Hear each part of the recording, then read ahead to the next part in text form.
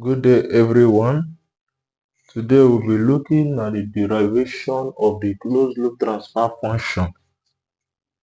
Now, in control system, we have two classifications or two types of control system. We have the open and the closed loop. Today we are looking at that of the closed loop. Is for transfer function derivation. Now, the diagram of a closed loop, you have your inputs coming into a summing point. Now these summing points can either be adding or subtracting.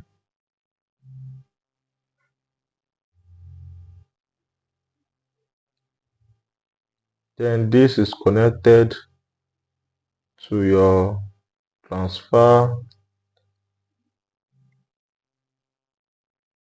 open loop transfer function, which is your g of s, and then we get your output. Your input is represented as r of s. Now, from the branching point, before you get to your output, you tap from there. That is to create a feedback loop so that the system will be closed. And here you have your function that is responsible for conversion. In case if your output and your input are not of the same unit. Now, after the conversion, the signal here will be B of S. And after the summation, the signal here will be E of S. You can call this the error signal. Now, this is the formula, this is the diagram of a closed loop transfer function. For us to get its for us to derive its formula, we need to derive three formulas from this diagram. The first one is the one that has to do with this feedback loop. Okay, the first one is the one that has to do with your straight line loop or your open loop if it wasn't closed. So here you have that your C of S is equal to E of S times your G of S. The product of the two will give you this. Similarly, for this other part, we have that for us to get our B of S, we have that C of S times H of S.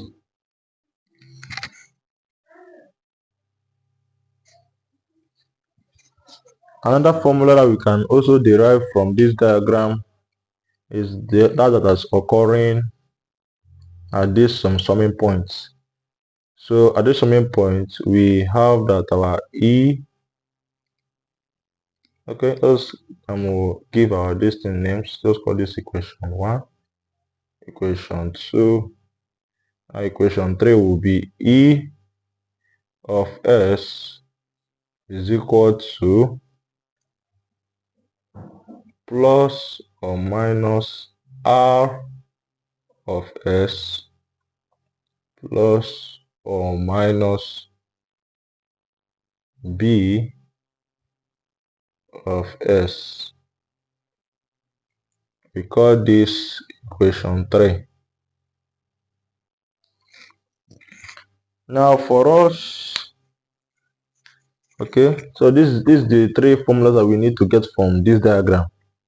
Now I can clean it.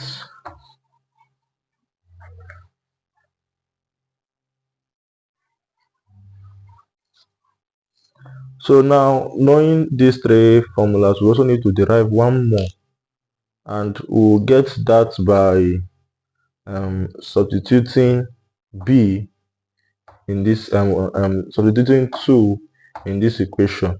So we have sub 2 in 3,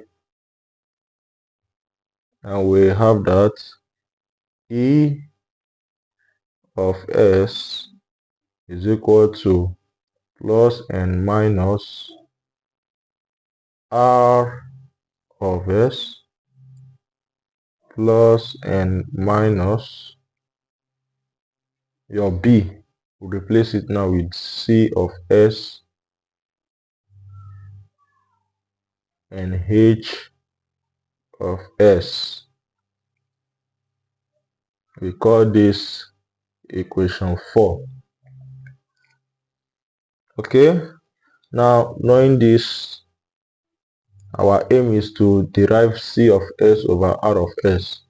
So in terms of the two transfer functions, that is h of s and g of s.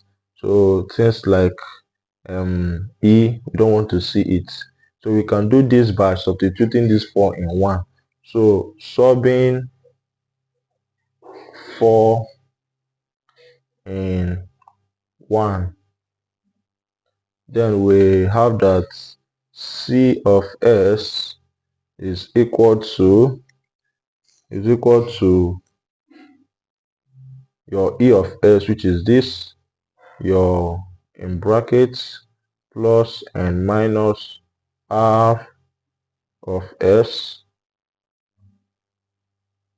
plus and minus c of s h of s, all in brackets your g of s.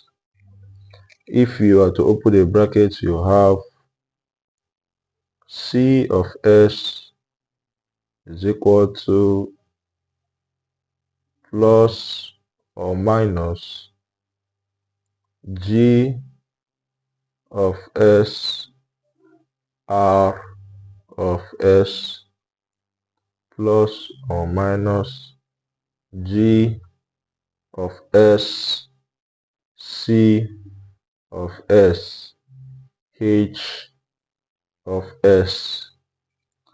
Bringing this all c on one side, we have that we have c of s. Now if this is coming over, our signs will change. Plus will become minus and minus will become plus. So we'll be having minus plus g of s c of s h of s is equal to plus and minus g of s r of s. Now taking like terms, we have c of s in brackets, you have your 1 because your c is, you're factorizing your c now, minus plus g of s h of s is equal to plus and minus g of s r of s. Now our aim is to get this c of s r of s. We have gotten c of s to be on its own, r of s is also on its own, so we can simply just divide to get them where we want to, what we want them to be. So we'll be dividing both sides by r of s times 1 bracket minus or plus g of s h of s.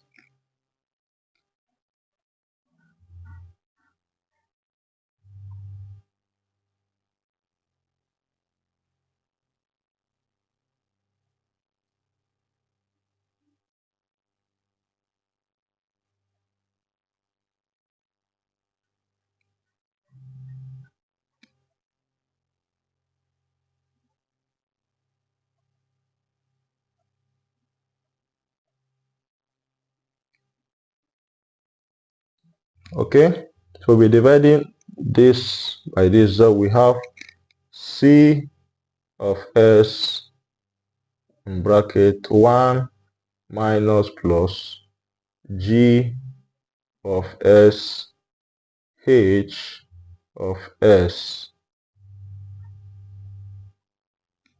all over r of s 1 minus plus g of s h of s.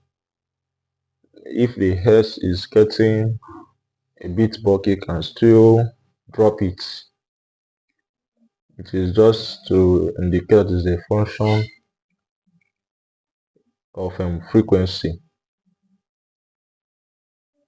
G of s r of s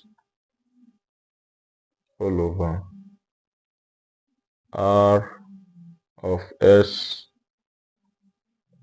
1 plus 1 minus plus g of s h of s.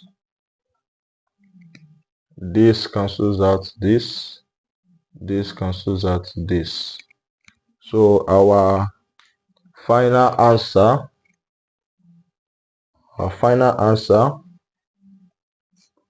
will then be c of s all over r s is equal to plus minus g of s all over 1 minus plus g of s h of s. So this is our formula. This is the formula that we are trying to derive.